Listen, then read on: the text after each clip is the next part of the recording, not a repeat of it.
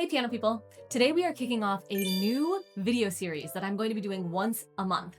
And it might surprise you. In each video, we're going to zoom in to one measure of a famous piece. And I'm going to show you what most piano players completely miss. These videos are going to change the way that you practice, play, and listen to music forever. They're going to help you sound like the musician that I know you are.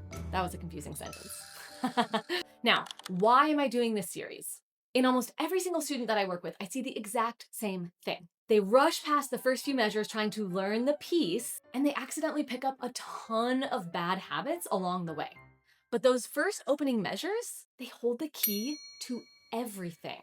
Things like rhythm, fingering, the mood of the piece, and how you start those first few measures will either build your confidence or break it. Hey piano people, I'm Ashley. Welcome to Ashley Young Music Studio. I've practiced over 20,000 hours and I've taught thousands of students from all over the world. I can't wait to help you learn how to practice smarter, not harder. Let's dive in. Today we're starting with Clair De Lune and we're going to talk about the 4 biggest things that most piano players miss in measure 1. And don't worry, at the end of the video, if you want more beyond measure 1, I'm going to tell you exactly how to get that. So first, let's listen to the first few measures so you can get the sound of it in your head.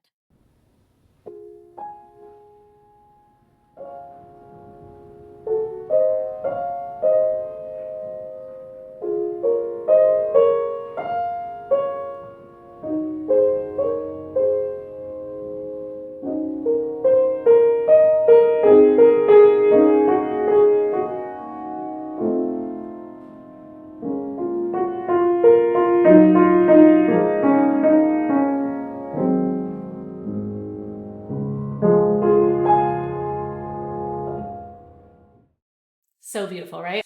Okay, let's start with the first thing that most piano players miss, and it's rhythm. Now, when it comes to rhythm, if you have the confidence roadmap, then you know that rhythm is milestone number 2 on the roadmap. And if you don't know what the confidence roadmap is, it's the guide that I created that teaches you the 10 milestones that you need to hit in the correct order so that you can learn any piece from the ground up with confident musical expression. And I actually want to show you what the roadmap says on milestone number 2 because it just sums it up so perfectly. Rhythm is essential not only for an accurate interpretation of a piece, but also for your brain to properly organize and recall the information. And in most pieces, but especially in Clair De Lune, rhythm is everything. It doesn't just keep things steady, it sets the stage for your entire interpretation. And I can't tell you how many times I've taught this piece, and 100% of piano players just skip the counting and try to play the rhythm by ear, and it always ends with a big crash and burn.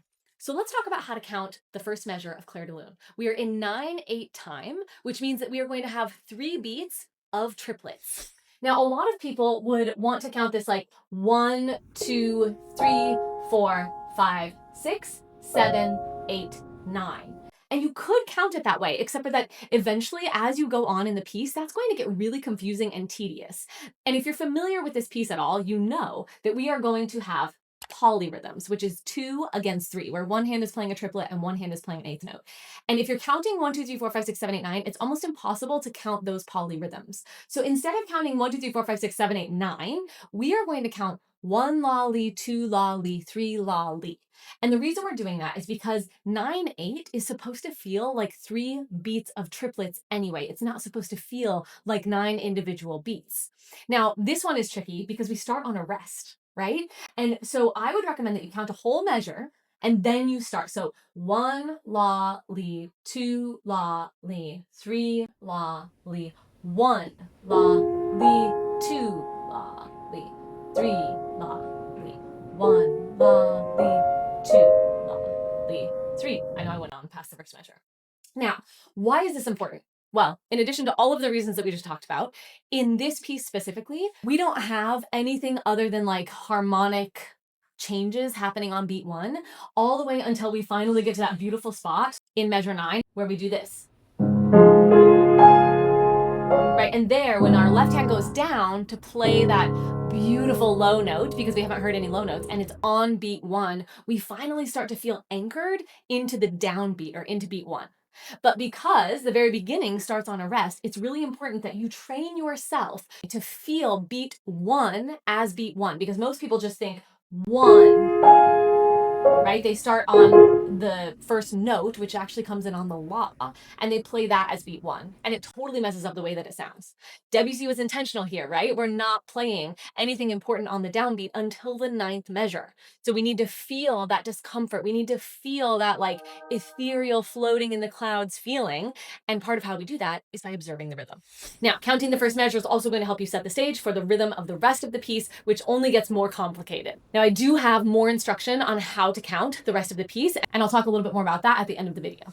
I also just released last month a brand new rhythm course where I show you exactly how to write and counting, clap and count in all the time signatures, use the metronome. By the end of that course, you truly do master the metronome and counting out loud for any piece of music. And so if you're interested in that, I will link that in the description below. I would say that it is one of the best course for any piano player, really any musician, if you want to get started on the right foot with rhythm. And it doesn't matter if you're a beginner or if you are advanced and maybe you've never learned how to count out loud like most of us, this course will help you. Okay, the second thing that most piano players miss in Clair De Lune is the fingering. And this one's a little bit complicated and a little bit spicy in this piece because there's a lot going on, a lot more than meets the eye. There are several ties and several longer valued notes. And we're also doing legato thirds. So if you look at the first measure, you can see that we have the slurs between the notes in the left hand. We have the ties in the notes in the left hand. And we also have ties between the first two notes in the right hand, but then we also have a slur. So that means that everything is played legato, meaning it should be smooth and connected. And that means that if we get rid of the pedal, we should still have that smooth and connected sound, because a lot of people think the pedal makes legato, but it doesn't. Legato comes from holding your fingers down until you play the next notes. So when we're talking about fingering, we're going to start with 2 and 4 in the left hand, and then we're going to go to 2 and 4 in the right hand, and our left hand is holding. And what we're going to do in order to do this legato third is we're going to lift the bottom note and keep the top note down so that I can then play that same note again in the last third of the measure. Okay, so 2, 4. 2, 4, lift the 2, 1 and 2. 2, 4, 2, 4, lift the 2, 1 and 2. Now that's always how we're going to do legato thirds, is we want to lift whichever note is not the melody note so that we can then reach the next third. It's going to give you a beautiful, clear sound, and it's also going to help you voice the melody. Now, the other thing that happens in this measure is a finger substitution, because if you look at what comes next, which we're not really doing, but if you do, then you'll know that after we play the last notes of this measure, the D flat and the F, we need to come down and play C and E flat. And there's not really a way to get from 1 and 2 to the C and the E flat while legato, right? And so what we'll do is 2 and 4, 2 and 4, 1 and 2, and then we're going to do a finger substitution where I'm going to sneak my fourth finger and my second finger to hold that down while they're already being played. Okay, now I know that's a little complicated and we're technically just sticking with the first measure, but for those of you that are actually working on this piece, that will be helpful. And for those of you that are just wanting to learn any piece better, whenever you're looking at fingering, you always want to look at what comes before and after the things that you are trying to figure out the fingering for, right?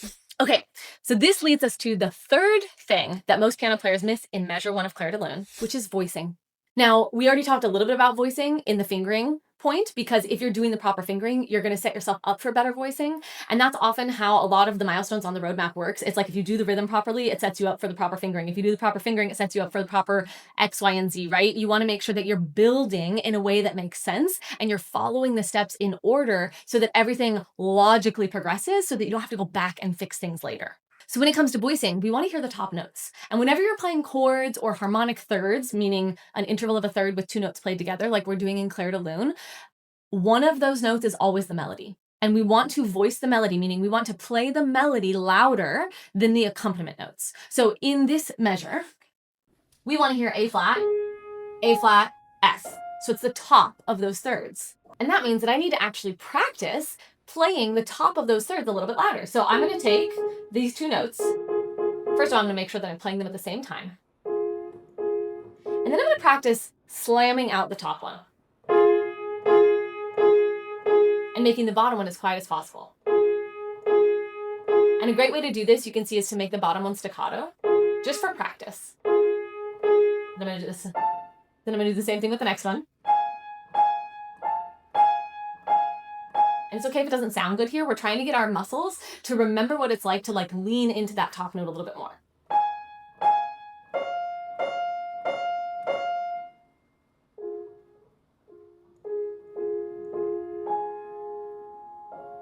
Beautiful. And you might need to do this for a couple days or a couple weeks in a row, but you want to focus on voicing those top notes so that that melody sounds out above the accompaniment. Voicing is one of those things that takes your piano playing from like, I'm just playing notes and I can play all of these difficult notes to like, wow, you sound incredible. All right, the fourth thing that most piano players miss on Clair De Lune, technique.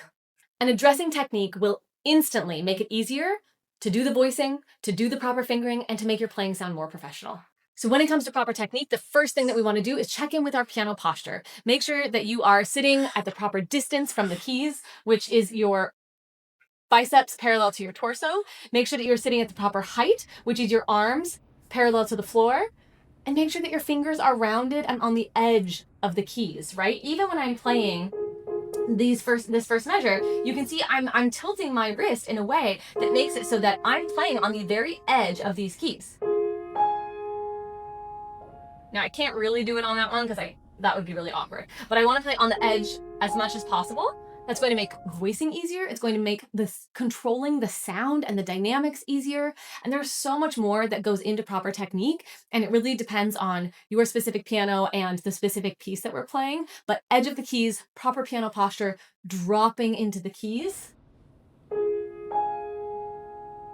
to get that beautiful sound. Now, if you are worried that you don't have proper technique, or maybe you've never thought about it, I would really encourage you to think about it. Even advanced players that I encounter oftentimes are not playing with proper technique, because if no one's ever taken the time to show you how to do it, it's really easy to develop bad habits. Now, I have a proper piano posture technique checklist that I will put in the description below. It breaks down everything you need to do in order to set yourself up with proper posture and technique. And it's a great thing to print out and have at your piano. And then I also have a bundle of 10 technique breakthroughs for $10. And in that little bundle of lessons, there is video training where I show you exactly how to do proper technique on various pieces. And we cover a lot of things just like Clair De Lune. I think we even cover another section of Clair De Lune. Now, these are just a few of the things that will help you get started correctly on the first measure. And also on the rest of the piece. And it doesn't matter if you're working on Clair De Lune, you can take these tidbits that we went over and you can apply them to anything that you are learning. And a lot of what we just outlined in this video is covered in the confidence roadmap. The confidence roadmap is honestly something that I wish that every single piano player had from the beginning of their journey, but it doesn't matter what level you are, it is the most helpful tool. It will help you learn any piece from the ground up with confident musical expression. And you can also use it to troubleshoot. So for example, if you're learning a piece and you're finding that like there's a section that you just can't get better, you can go back and check all of the milestones. And 99% of the time, there's like one of the milestones that you need to just revisit on that section and it will completely fix the issue. The people that are using it are getting huge results and learning pieces so much faster, so much deeper, and so much more musically.